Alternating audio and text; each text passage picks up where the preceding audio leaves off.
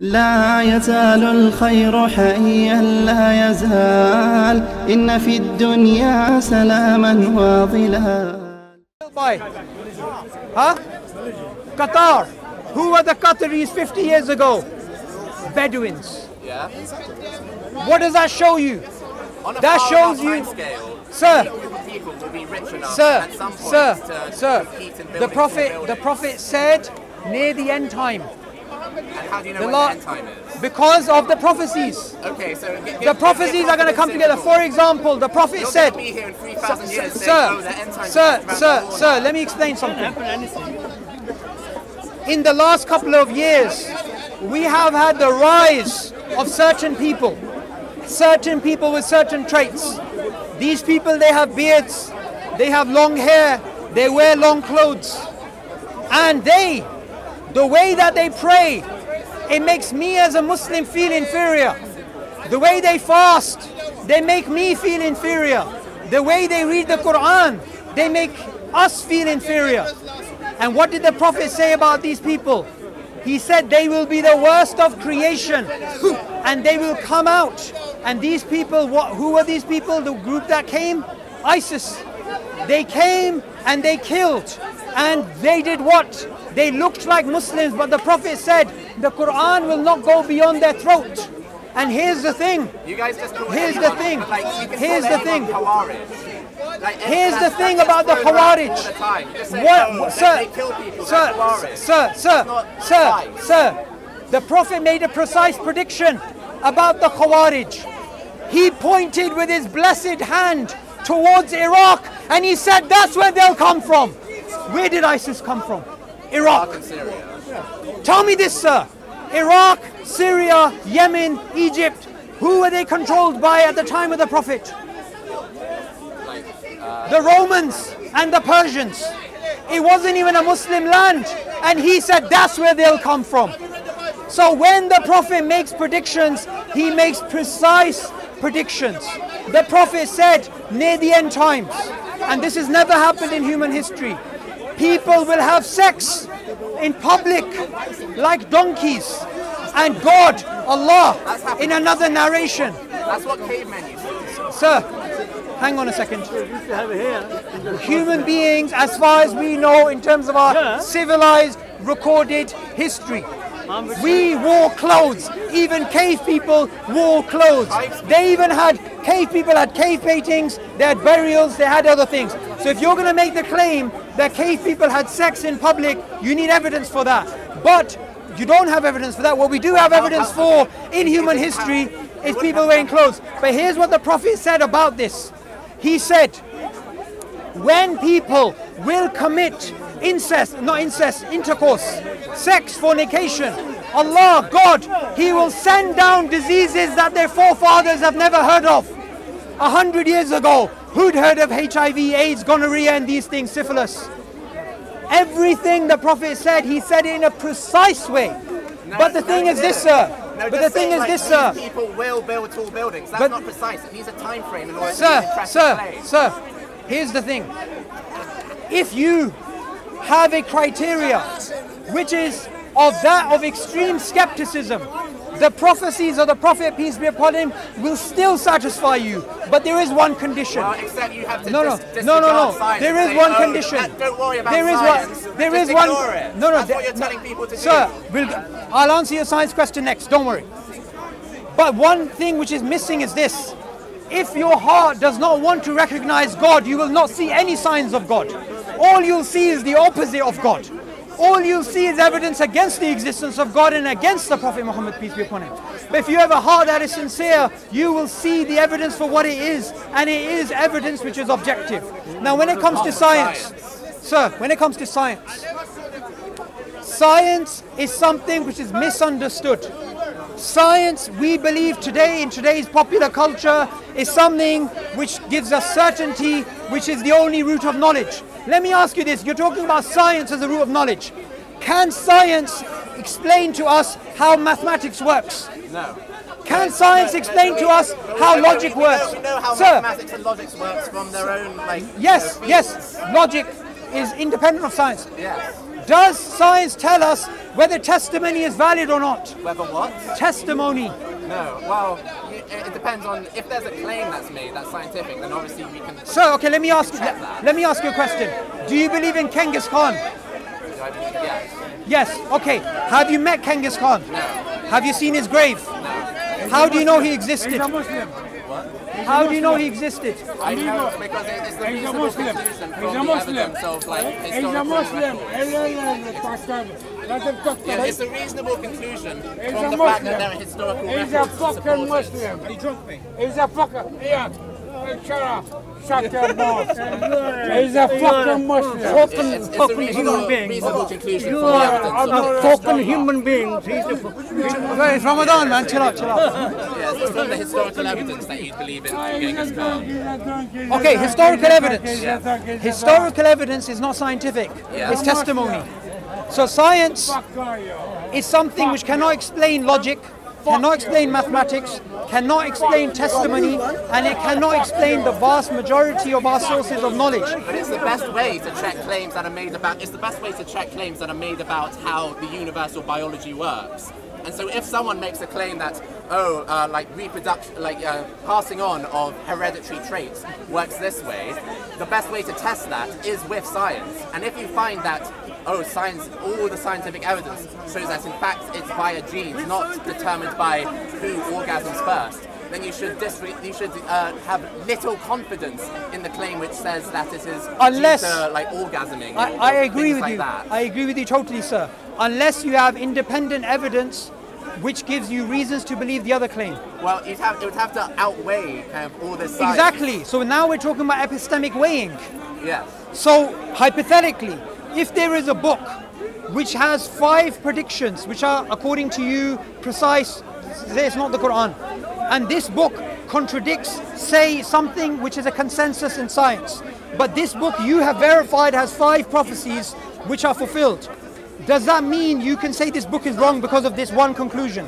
If the claims made in the book are less impressive than the glaring error, or have less, if the impressiveness, the unusualness, the power of that claim within the book isn't able to outweigh kind of the weight of evidence that suggests that this claim about reproduction is false, then no, you wouldn't accept. But what if it does? If it did, then yes, you would.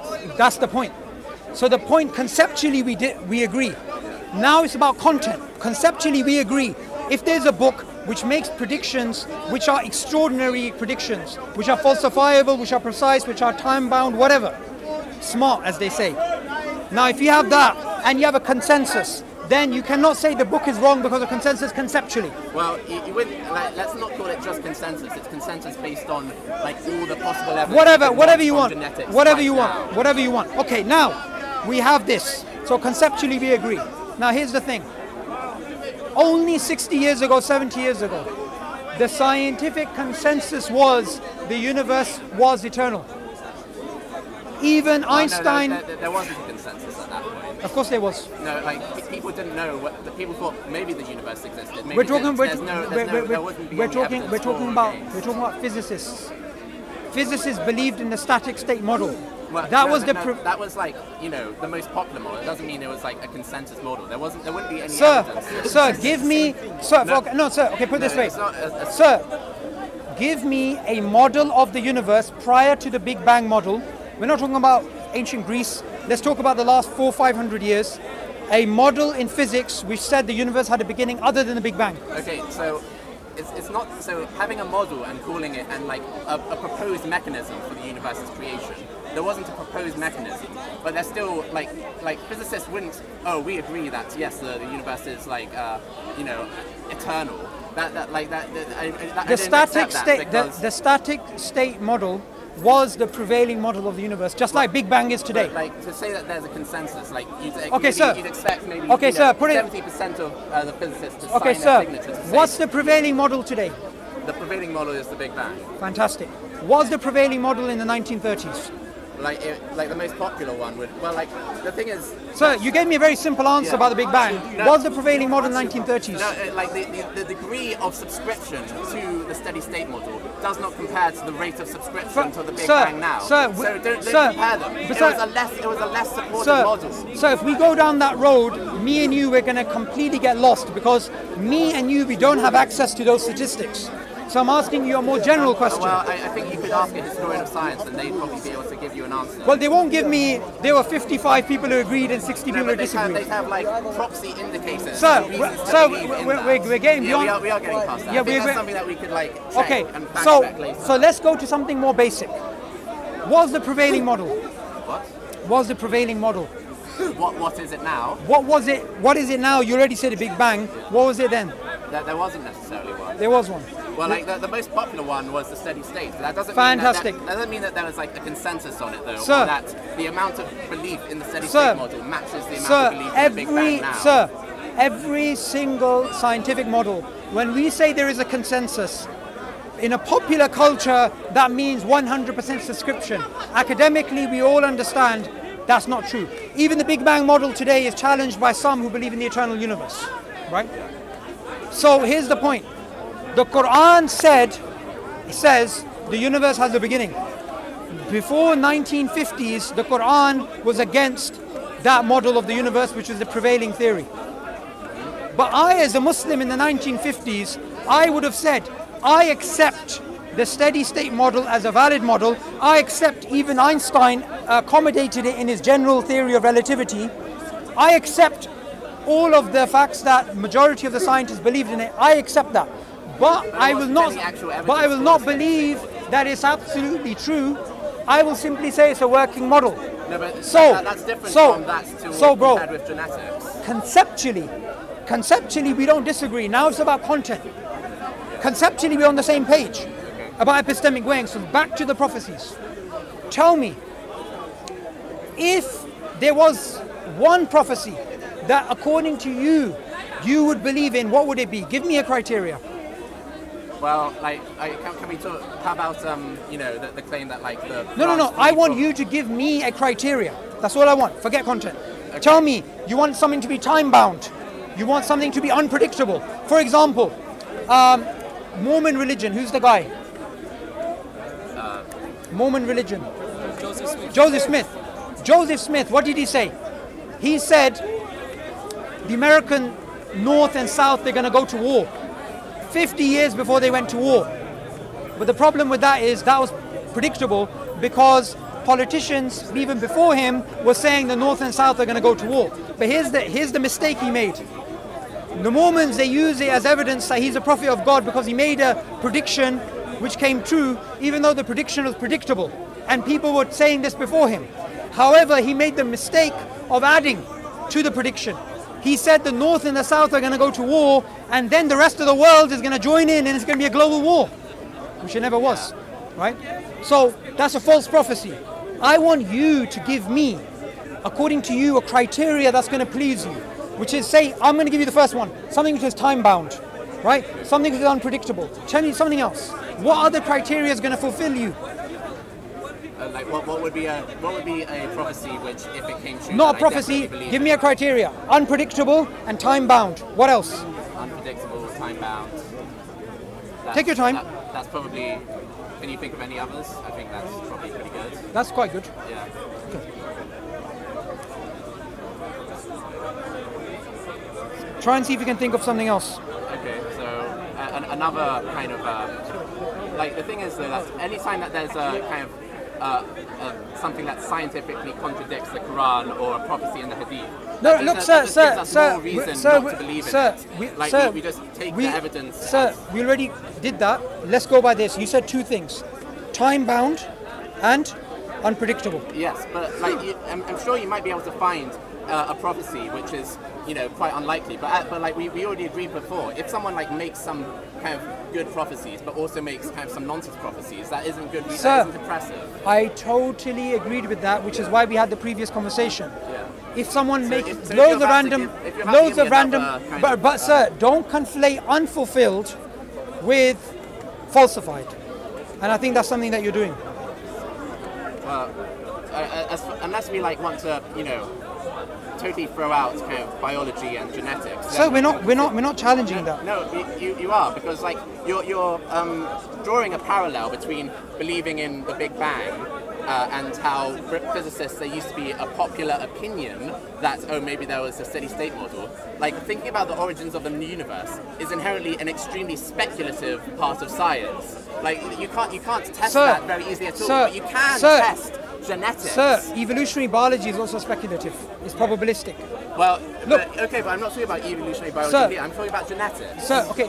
I'm talking about development. Sir, that is evolutionary biology. Genetics is evolutionary biology. No, it's not. Yes, it is. No, you don't need to subscribe to the tree of life in order to believe in genetics.